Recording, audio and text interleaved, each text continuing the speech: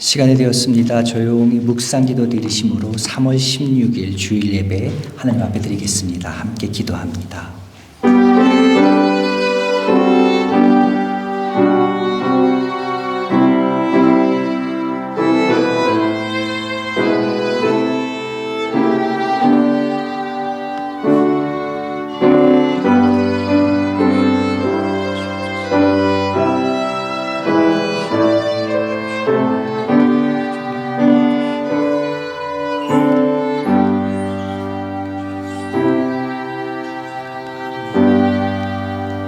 새 노래로 여호와께 노래하라. 온 땅이여 여호와께 노래할지어다. 여호와께 노래하며 그의 이름을 송축하며 그의 구원을 날마다 전파할지어다. 그의 영광을 백성들 가운데에 그의 기한 행적을 만민 가운데 선포할지어다. 여호와는 위대하시니 지극히 찬양할 것이요 모든 신들보다 경외할 것이미로다. 아멘. 하나님 아버지 감사합니다. 우리를 사랑하시고 지키시고 보호하여 주셨다가 오늘도 주 앞에 나와서 한마음으로 주 앞에 예배드릴 수 있게 하시니 주님 감사합니다. 오늘부터 드려지는 우리 예배를 주님 기쁘게 받아 주시옵고 이 예배를 통하여 주님께서 주시는 귀한 은혜를 마음껏 받고 돌아갈 수 있는 시간 될 수 있도록 주여 복 내려 주시옵소서. 처음 시간입니다. 마치는 그 시간까지 주님 홀로 영광 받아 주시옵고 주의 성령만이 이 자리에서 마음껏 운행하시는 귀한 복된 시간 될 수 있도록 주여 인도하여 주시옵소서. 예수님의 이름으로 기도드렸사옵나이다. 아멘. 오늘 주신 하나님의 말씀입니다. 신약성경 사도행전 17장 22절에서 31절에 있는 말씀입니다. 사도행전 17장 22절에서 31절에 있는 말씀, 제가 갖고 있는 성경책으로는 구약성경 신약성경 218면에 있습니다. 사도행전 17장 22절 31절 말씀 우리 한 절씩 교독하면서 읽겠습니다. 바울이 아레오바고 가운데 서서 말하되 아덴 사람들아 너희를 보니 범사에 종교심이 많도다. 내가 조조다니며 너희가 귀한 것들을 듣다가 알지 못하는 신에게라고 새긴 강도 보았으니 그런즉 너희가 알지 못하고 위하는 그것을 내가 너희에게 알게 하리라. 우주와 그 가운데 있는 만물을 지으신 하나님께서는 천지의 주제시니 손으로 지은 전에 계시지 아니하시고 또 무엇이 부족한 것처럼 사람의 손으로 성김을 가지시는 것이 아니니 이는 만민에게 생명과 호흡과 만물을 친히 주시는 이시니라. 인류의 모든 족속을 한 혈통으로 만드사 온 땅에 살게 하시고 그들의 연대를 정하시며 거주의 경계를 한정하셨으니 이는 사람으로 하나님을 더듬어 찾아 발견하게 하려 하시니로되 그는 우리 각 사람에게서 멀리 계시지 아니하도다. 우리가 그를 힘입어 살며 기동하며 존재하느니라. 너희 시인 중 어떤 사람들의 말과 같이 우리가 그의 소생이라 하니 이와 같이 하나님의 소생이 되었은즉 하나님을 금이나 은이나 동일한 사람의 기술과 보안으로 새긴 것들과 같이 여길 것이 아니니라. 알지 못하는 시대는 하나님이 관고하셨거니와 이제는 어디든지 사람에게 다 명하사 회개하라 하셨으니 이는 정하신 사람으로 하여금 천하를 공의로 심판할 날을 작정하시고 이에 그를 죽은 자 가운데서 다시 살리신 것으로 모든 사람에게 믿을 만한 증거를 주셨음이니라 하니라. 아멘. 미국의 한 연구소인 퓨 리서치 센터가 있습니다. 그곳에서 종교 지역 및 연구에 관한 여론조사를 한 적이 있습니다. 그리고 재밌는 결과를 하나 발표했습니다. 2019년 이후에 수년간 계속해서 무종교의 인구가 급증했었는데 그 수가 점점 완만해져서 이제 정체 단계에 들어갔다라고 발표를 했습니다. 그러면서 이어서 이런 걸 얘기합니다. 재미있는 것은 내가 무종교입니다라고 답한 사람들 중에 약 30%는 이따금씩 기도하고 그 중에 심지어 그들 중에 17%는 정기적으로 기도한다라고 답했다는 겁니다. 그들은 대답했습니다. 나는 무종교입니다. 무종교인데 도대체 누구한테 기도합니까? 이상하지 않습니까? 기도하는 것 굉장히 중요합니다. 근데 그보다 더 중요한 것이 있는데 그것은 누구에게 기도하는가 하는 것. 그 기도의 대상을 아는 것이 더욱 중요합니다. 기도의 대상이 누군지도 모른 채 기도하는 것은 우리가 수치 넘는 편지를 보내는 것과 마찬가지입니다. 그래서 저는 오늘 우리가 믿는 하나님, 내가 기도를 드리는 그분이 누구신지 다시 한번 살펴보기를 원합니다. 오늘 본문을 보면은요, 바울은 2000년 전 최고 문화를 자랑했던 아테네 사람들에게 하나님에 대해서, 참신이신 하나님에 대해서 소개하고 있습니다. 22절을 제가 읽습니다. 바울이 아레오바고 가운데 서서 말하되 아덴 사람들아 너희를 보니 범사에 종교심이 많도다. 바울이 제일 먼저 입을 열어서 뭐라고 얘기합니까? 아덴 사람들아, 아덴은 지금의 아테네지요. 아테네 사람들아 내가 보니까 너희들이 참 종교심이 많다 얘기합니다. 당시 아테네는요, 온 도시에 크고 작은 정말 많은 신전들과 신상들이 있었는데 네로 당시에는 많은 사람들이 함께 섬기는 공중우상만 300개가 넘었고 곳곳에 서 있는 신상의 수는 3만 개를 헤아렸다라고 기록하고 있습니다. 그래서 당시 우스갯소리로 움직이는 사람이 서 있는 우상보다 찾기가 힘들다. 움직이는 사람들이 서 있는 우상보다 찾기가 더 어렵다고 할 정도로 우상이, 신상들이 굉장히 많이 있었습니다. 근데 그들은 무엇입니까? 그들은 오직 나무나 쇠나 돌이나 오늘 본문에 나와 있는 은들로 만든 사람의 기술로, 사람의 재능으로 만든 조각한 그와 같은 것에 불과한 우상들이었습니다. 그러니까 바울이 얘기한 너희들이 참 종교적이다 이 말들은 어찌 보면 너희들은 굉장히 미신적이다 이 말과 마찬가지 말입니다. 그렇지만 바울은요, 내 가방 좀 봐주실래요?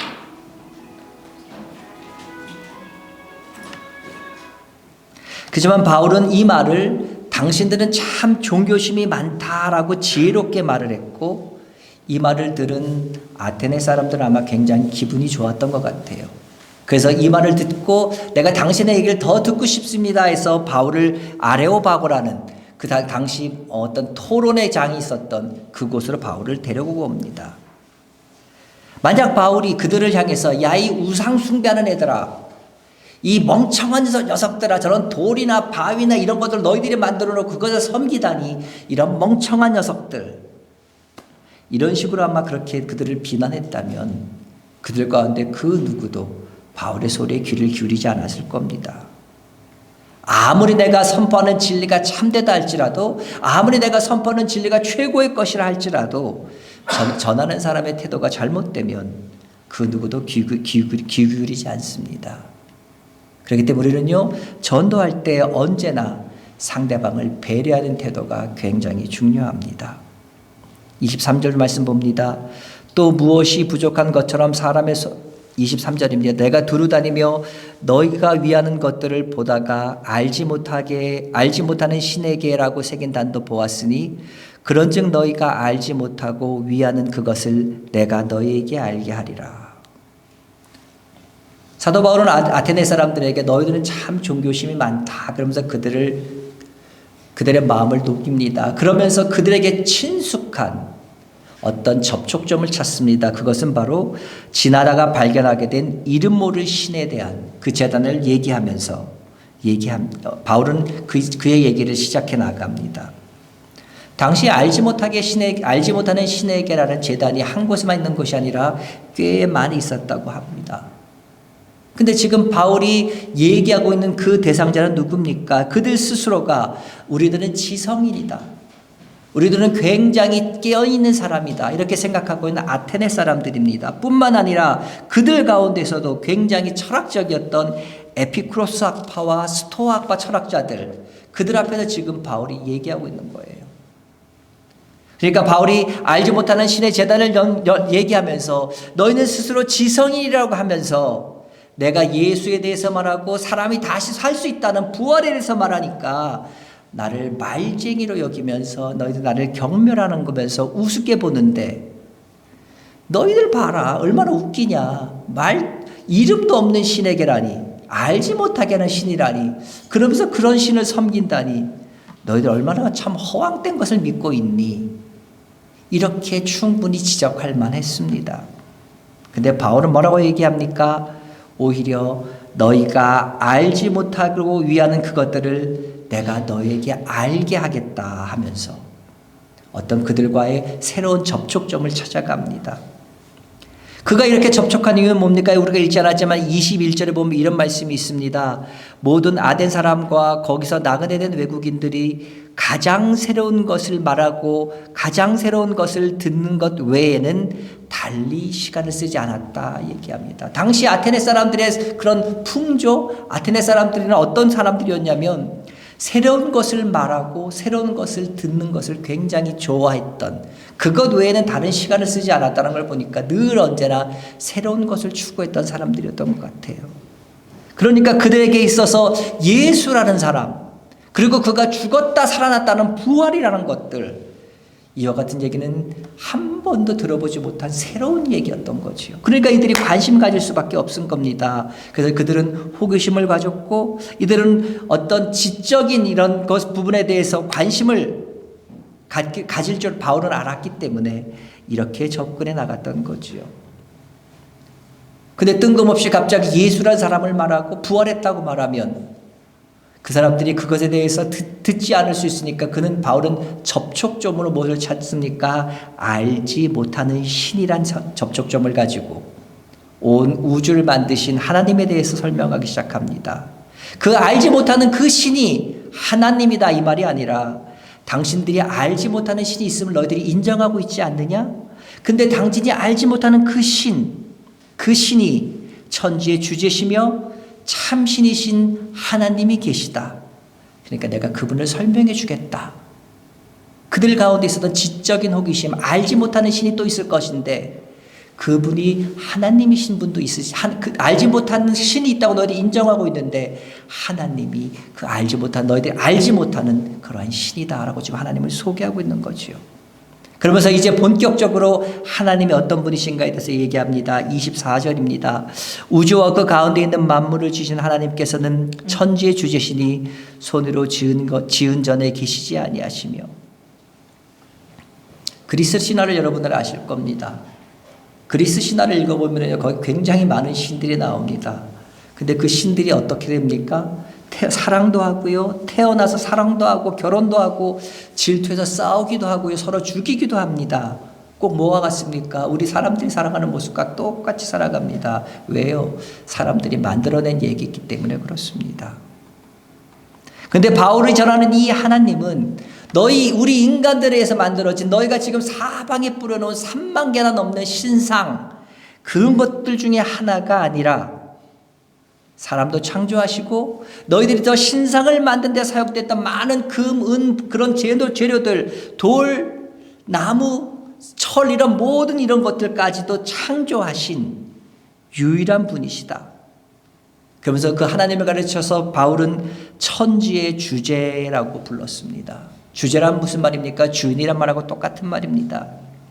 바울은 아테네 사람들에게 당신이 알지 못했고 알 수조차 없었던 그 신은 온 우주 만물을 창조하신 하나님이시며 그분은 바로 이 천지의 주인이시다라고 선포합니다. 바울의 이 선포는 거꾸로 역으로 말하면 무슨 말이 됩니까? 지금 너희들이 지금까지 만들어 섬겼던 그 신들, 그리고 신상들, 이 모든 것들은 우주 만물을 다스리고 소유하는 천지의 주인이 될 수 없다. 결코 그렇게 될 수 없다. 이런 말과 동일합니다. 우리들의 신앙 고백도 바로 여기서부터 시작돼야 됩니다. 하나님은 우리를 창조하신 분이시며 이 세상 모든 만물을 창조하신 창조주이시며 주인이십니다. 여러분 이걸 믿으십니까? 그렇다면 성경의 제일 첫 장에 나오는 창세기 1장 1절, 태초에 하나님이 천지를 창조하시니라, 이 말씀을 믿는다면 다른 것은 하등의 문제가 될 것이 없습니다. 온 우주 만물을 간단히 말씀으로 창조하실 능력을 갖고 계신다면 다른 못하실 것이 무엇이 있으시겠습니까? 온 세상 만물을 말씀 한마디로 창조하실 능력이 갖고 계신다면 죽은 사람을 살리시는 부활하는 능력도 어찌 보면은 아무것도 아닐 수 있습니다. 그렇기 때문에 사람의 손으로 지은 성전, 건물에만 계신다고 생각하는 것은 잘못된 것이라고 지금 바울은 지적하고 있는 것이지요. 근데 사실 이렇게 선포하고 있는 바울의 이 말에는 굉장한 말이 담겨 있습니다.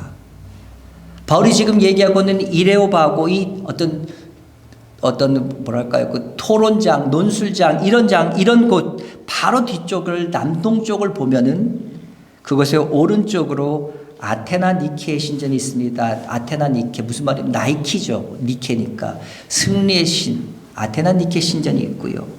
그 뒤로는 거대하고 세계 보물 1호라고 꼭 말하고 있는 파르테논 신전이 있습니다. 그리고 그 조금 뒤편에는요 아테나 제단이 있고요. 조금 더 옆에 보면은요 에레크테니온이라는 신전이 있습니다. 이 모든 신전이 한꺼번에 다 모여 있고 그 옆에 또 음악당들이 있고요. 이 모든 것들이 다 모여 있는 이 장소, 이 아크로폴리스는요.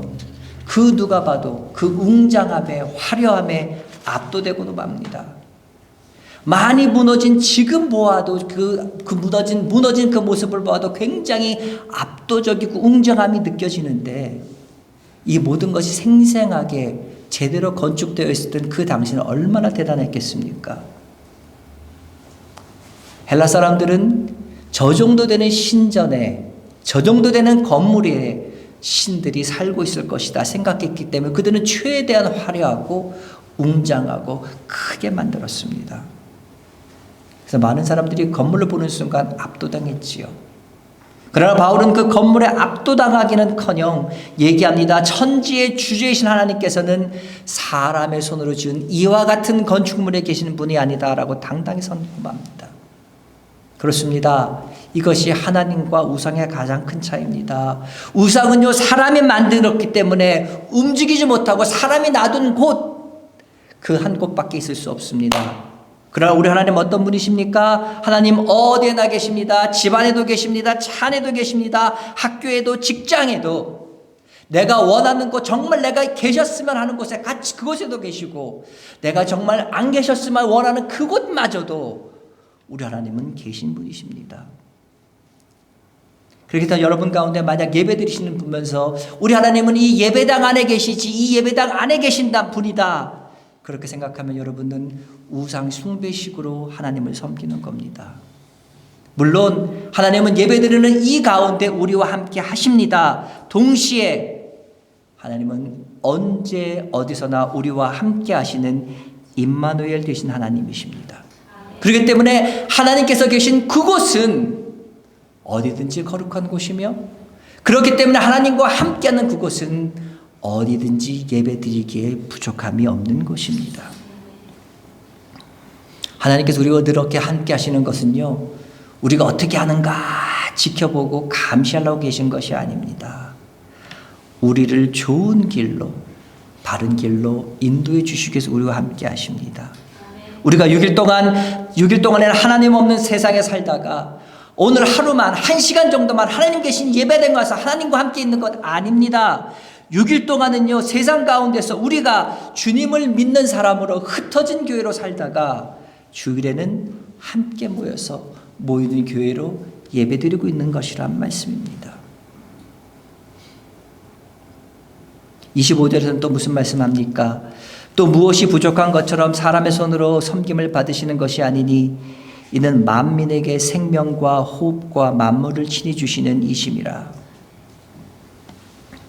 제가 한국에서는 한 번도 그런 분들을 뵌 적이 없는데 캐나다와에서 저를 깜짝 놀라게 하는 그런 분들이 있습니다. 그것은 뭐냐면 교회 재정 상태를 보고 헌금을 스스로 조절해서 드린다는 분들을 만났을 때입니다. 교회 재정을 보고 교회 재정이 어려우면 헌금을 좀 더 하고 재정이 봤을 때 넉넉하면 헌금할 필요 없겠네 하고 헌금을 안 하시는 분들 말입니다. 전 캐나다 와서 처음 봤어요. 굉장히 놀라웠습니다. 그것도 중직자인 분들이 그러시더라고요. 중직자니까 교회가 어려우니까 내가 헌금을 더 해야 된다는 책임감 때문에 그러신지 모르겠지만 선을 행하거나 봉사를 하거나 특별히 헌금을 함으로 내가 하나님을 도와드린다고 생각하는 분들이 종종 있습니다. 그러나 우리 하나님 어떤 분입니까? 우리의 도움이 전혀 필요 없는 분이십니다. 하나님은 그분이 창조하시고 그분이 지으신 인간에게 주신 모든 생명들을 유지하기 위해서 모든 것을 주시는 분이시지 우리에게서 무엇을 가져가고 우리에게 무엇을 원하시고 받기를 원하시는 그런 분이 아니란 말입니다. 사실 하나님은요, 하나님 우리 없이도 얼마든지 영광을 받으시고 얼마든지 존재하실 수 있으십니다. 그러나 하나님 없이 우리는 살아갈 수 없습니다. 간단하게 얘기를 들어봐도요, 하나님께서 만약에 순간적으로 공기를 싹 없애버리신다면 5분 후에 여기서 살아계실 분 얼마나 되시겠습니까? 특별한 분이 아닌 다음에는 호흡이 좀 길지 않는 분이 아니면. 하나님께서 햇빛과 비를 주시지 않으면은요, 우리가 먹고 살 수가 없습니다. 하나님께서 다 허락해 주셨기 때문에 우리가 사는 거지. 내 능력 가지고 내가 원하는 대로 살아갈 수 있다? 아니요. 하나님께서 허락지 않으면 살아갈 수 없습니다.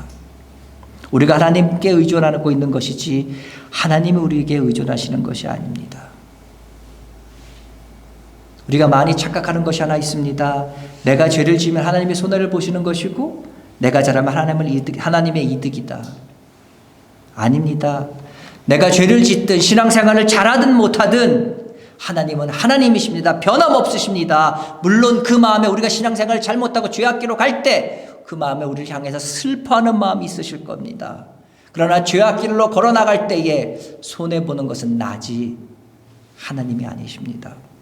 어떤 분은 얘기합니다. 내가 신앙생활을 열심히 잘하면 하나님은 나를 사랑하시고 내가 제대로 못하면 하나님께서 나를 싫어하실 것이다. 사랑하지 않으시는 것이다. 완전한 착각입니다. 하나님은요, 우리가 어떤 모습이든 간에 늘 언제 동일하게 사랑하십니다. 하는 것과 상관없이요. 우리는 반드시 이것을 기억해야 합니다. 그래서 우리가 예배 참석이나 헌금이나 봉사 등으로 다른 좋은 일을 하면서 내가 하나님을 위한다고 하나님을 돕는다고 생각하면요, 착각입니다. 하나님께서 우리의 돈이 필요해서 우리에게 헌금을 하는 거 아닙니다. 하나님께서 능력이 없으셔서 우리의 헌신을 기대하시는 거 아닙니다. 하나님께서 능력이 부족하셔서 우리의 손을 빌리시는 게 아니란 말입니다. 우리 하나님 그러실 필요 없는 분입니다. 정말로 그럴 필요가 전혀 없는 분이십니다. 그런데 왜 우리들에게 그런 것들을 하라고 하십니까? 우리가 하는 모든 신앙의 활동들은 하나님을 위한 것이 아니라 나 좋자고 하는 것입니다. 나 자신을 위한 활동이라는 겁니다. 내가 하나님을 믿기 때문에 감사한 마음으로 봉사하고 하나님을 믿기 때문에 감사하는 마음으로 하나님을 만나고 싶어서 예배드리러 나오고 하나님이 어떤 분이시가 궁금해서 말씀도 있는 것이고 하나님과 대화하고 싶어서 더 기도하는 것이고 하나님께 감사해서 하나님의 뜻대로 살려고 하고 하나님께 감사해서 헌금도 하는 겁니다. 이 모든 것은 누구를 위한 겁니까? 나를 위한 거예요. 내게 유익이 되는 거지 하나님께 유익이 되는 건 아니라는 거예요. 그렇기 때문에 하나님께서 우리들에게 하라고 말씀하시는 겁니다. 우리에게 좋은 거니까. 26절 봅니다. 인류의 모든 족속을 한 혈통으로 만드사 온 땅에 살게 하시고 그들의 연대를 정하시며 거주의 경계를 한정하셨으니. 하나님은 인류의 모든 족속을 한 혈통으로 만드셨습니다. 그렇습니다. 올라가면 그 위에 누가 있습니까? 아담이 있습니다.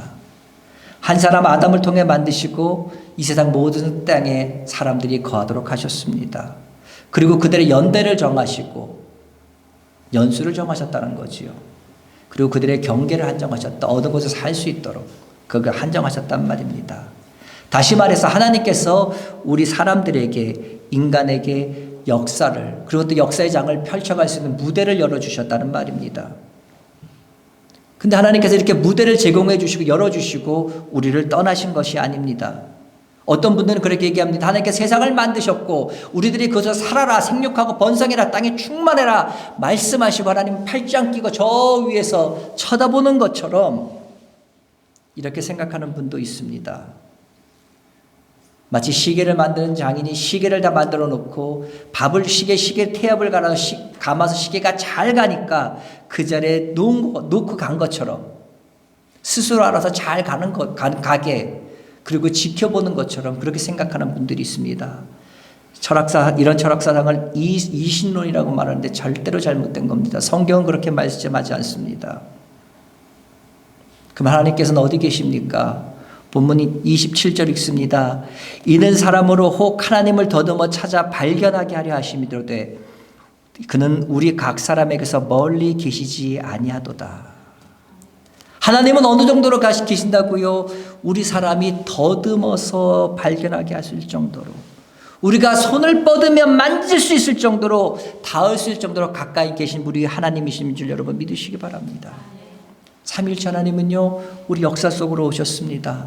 그리고 우리 역사 속에 항상 함께 계세요. 그리고 우리 곁에 계십니다.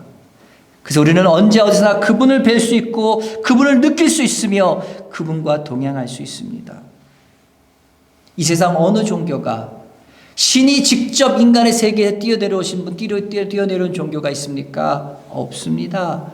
모든 종교는요, 인간이 신을 찾아가야 합니다. 그러기 위해서 뭔가 도를 구하고 고행도 하고 어떤 경지에도 올라가고 해탈도 해야 되고 그래서 열심히 지극정성으로 이것도 하고 저것도 하고 섬기고 하니까 그렇게 해도 그 신이 자신을 만나줄지 아닐지 알 수 없는데 확신도 없는데 그렇게 갑니다. 그런데 온 우주 만물을 창조하신 그 하나님이 우리 인간에게 먼저 찾아오셨습니다. 그리고 그 인간과 지금 우리들과 함께하고 계십니다. 이 얼마나 놀라운 일이며 이것이 얼마나 대단한 은혜입니까? 여러분, 지금 여러분 가운데 어려움 당하고 문제로 인해서 괴로움 느끼고 있다면 여러분 하나님에게 손을 뻗어 보시기 바랍니다. 성경에 있는 오늘 본문 그대로 더듬어 보시기 바랍니다. 하나님은 가까이 계십니다. 결코 멀리 계시지 않습니다. 바로 내 곁에 계십니다. 이 시간 하나님 아버지라고 불러보십시오. 그 하나님께서 바로 옆에서 대답하실 겁니다. 30절입니다. 알지 못하던 시대에는 하나님이 간과하셨거니와 이제는 어디든지 사람에게 다 명하사 회개하라 하셨으니 아덴 사람들은 제단에다가 알지 못하게 하는 신에게라는 문구를 새겨서 자기들이 하나님에 대해서 알지 못하는 사람들임을 분명하게 말했습니다. 드러내 보였습니다. 이 도시 찬란한 문화의 도시였습니다. 철학의 도시였습니다. 많은 사람들은 우리가 최고의 지성인이고 최고의 지성인이라고 문화시민이라고 자부했지만 사실은 그들은 가장 중요한 하나님에 대해서 모르는 무지한 사람들이었습니다. 하나님께서는 자연을 이 질서 안에 드러내 보이셨고 자신을 이 자연의 질서 안에 드러내 보이셨고 그로 인해서 하나님을 우리가 발견할 수 있게 하셨지만 죄로 인해서 어두워진 우리 눈 때문에 하나님을 볼 수 없게 되었습니다. 과거에 그들이 알지 못할 땐 하나님께서 오늘 본문에 보니까 간과하셨다 말합니다. 예전 성경에 보면요 알지 못함을 허물치 않으셨다, 탓하지 않으셨다 이렇게 막 기록되어 있습니다. 봐주셨다는 말이 아니라 그들의 무지를 탓하지 않으셨는데 이제는 하나님께서 그들에게 명하십니다. 회개하라고요. 왜 회개하라고 명하십니까? 바로 다음 절에 나옵니다. 31절입니다. 이는 정하신 사람으로 하여금 천하를 공의로 심판할 날을 작정하시고 이에 그를 죽은 자 가운데서 다시 살리신 것으로 모든 사람에게 믿을 만한 증거를 주셨음이니라 하니라. 왜 하나님께서 회개하라고 말씀하십니까? 심판이 가까웠기 때문입니다. 바울은 하나님의 심판에서 변하지 않는 세 가지 사실을 얘기합니다. 첫째는 하나님의 심판은 천하를 심판하시는 전 세계 모든 구석구석까지 빠짐없이 미치지 않는 것이 없이 다 심판하신다는 말입니다. 이것을 피할 수 있는 사람, 피할 수 있는 곳은 없습니다. 예외가 없다는 겁니다. 두 번째는 어떤 심판입니까? 이 심판은 공의로운 심판이 될 겁니다. 세상 재판장은요, 재판장의 실수로 잘못된 판결을 할 수 있습니다. 그러나 하나님은 그럴 일이 없으십니다. 이 말씀은 공의로 심판하신다는 이 말은 어떨 때는 우리에게 굉장한 위로를 줍니다. 동시에 우리에게 굉장히 두려움을 줍니다. 어떤 때 위로를 줍니까? 사람마다 다 자기 입장이 있습니다. 그래서 얘기하다 보면요, 서로가 다 옳습니다. 누가 옳은지 판단하기 참 어려워요. 그런데 하나님께서 정확하게 누가 옳은지를 판단해주고 심판해주실 날이 온다는 거지요. 그날은 더 이상 내가 옳다고 우길 수도 없습니다. 왜요? 정확하게 증거를 다 드러내 보이셨기 때문에 우리 마음속에 있는 생각까지도 다 아시는 분이 판단하실 거기 때문에. 그러니까 여러분 지금까지 세상 살아나가면서 억울한 적 있으셨습니까? 내가 이러진 않는데 억울한 소리 듣고 듣지 않아도 내 소리 들은 것 때문에 여러분들 가슴 사기신 적 있으십니까? 오늘 성경은 분명하게 말씀하십니다. 이 공의로운 심판으로 심판하시겠다. 이 말씀 우리에게 굉장히 위로가 되지요. 동시에 우리에게 굉장한 두려움을 줍니다. 왜요? 똑같은 말입니다. 더 이상 우리가 내 주장을 할 수가 없이 정확하게 증거를 가지고 마음속까지 꿰뚫어 보신 그 주님이 나를 심판하실 것이다. 우리에게 두려움을 주는 말씀입니다. 그래서 변명할 수가 없다는 거지요. 세 번째로 이 심판은요, 모든 사람들이 다 보게 될 겁니다. 누구는 보고 누구는 못 보면 변명할 수도 있겠지요. 그러나 오늘 성경은 말합니다. 이 심판은 모든 사람들이 다 보게 될 것이다. 모든 사람들 보는 앞에서 잘한 사람은 칭찬받을 것이고 못한 사람은 부끄러움을 받겠지요.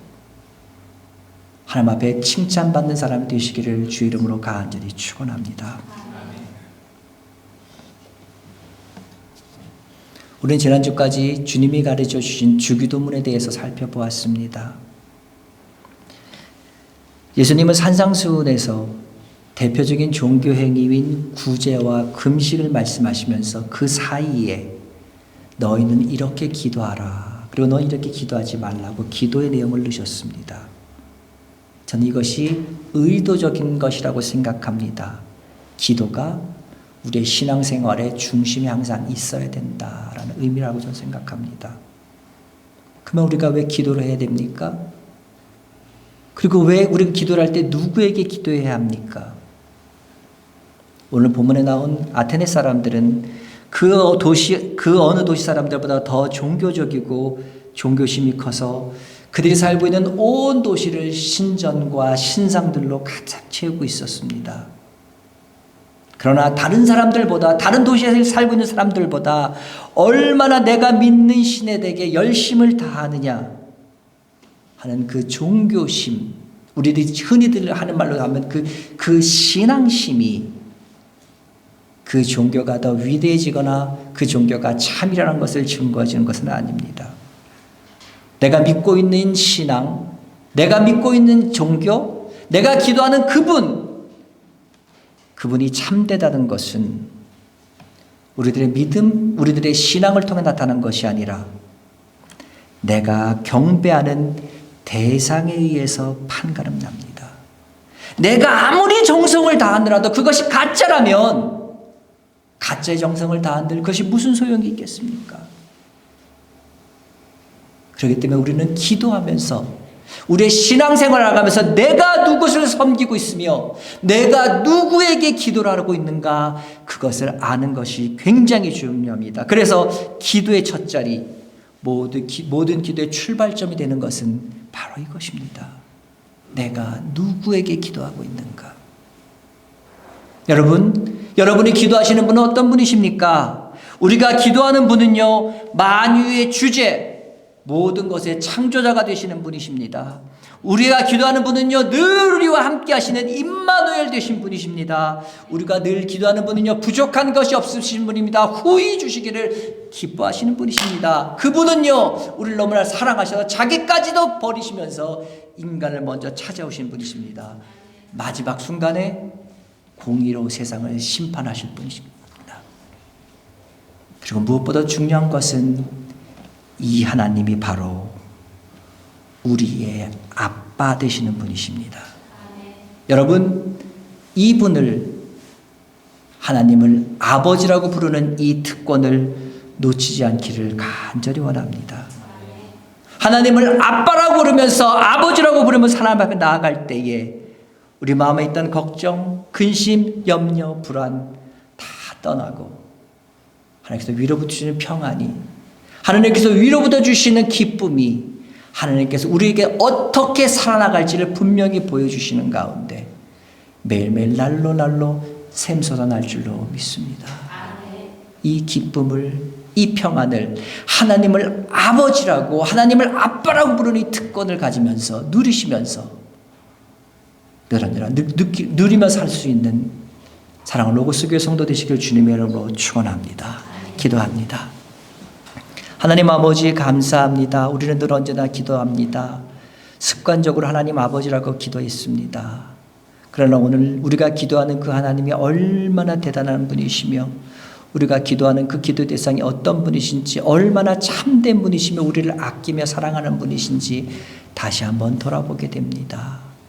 하나님, 바라고 원하옵기는 우리들이 주님을 부를 때 부르는 이 음성이 허공을 때리는 메아리와 같이 울리는 꽹과리와 같은 소리가 되지 않게 도와주시고 내 마음속 깊은 곳에서 사랑하는 내 아빠 하나님을 부를 수 있는 우리 될 수 있도록 도와주시고, 하나님, 내가 그 하나님의 마음속 깊은 곳에서 주님을 찾아갈 때 주님 응답하여 주시고 내 아빠 되신 주님의 그 따스러움이, 그 사랑이 넘치는 은혜가 우리 가운데 늘 언제나 함께하여서 주님과 동행하는 가운데 신앙생활하는 것이 얼마나 복되고 기쁜 일인가, 우리들 가운데 넉넉한 증거들이 일어날 수 있도록 주여 복 내려 주시옵소서. 오 주님, 우리를 자녀 삼아 주셔서 감사합니다. 우리를 불러주셔서 하나님을 믿게 하시고 하나님을 아버지라고 부를 수 있는 자격을 주시니 감사합니다. 우리가 그 아빠를 믿고 하나님 아버지를 믿고 기도하며 나아갈 때에 날마다 생활이 주님과 동행하는 가운데 더욱더 복된 삶으로 인도함 받는 귀한 매일매일 될 수 있도록 주여 복 내려 주시옵소서. 예수님의 이름으로 기도드렸사옵나이다. 아멘. 기도합니다. 우리 주 예수 그리스도의 은혜와 하나님 아버지의 크신 사랑하심과 성령님의 감화 감동 위로 교통 역사 충만케 하심이 내가 이제부터 누구에게 기도드리는가를 분명히 하면서 새로운 마음으로 기도드리기를 다짐하는 살아가는 성도들 머리 위에, 오늘부터 시작되는 일주일 동안의 삶들 순간순간들 위에 이제부터 영원토록 함께 있을지어다. 아멘.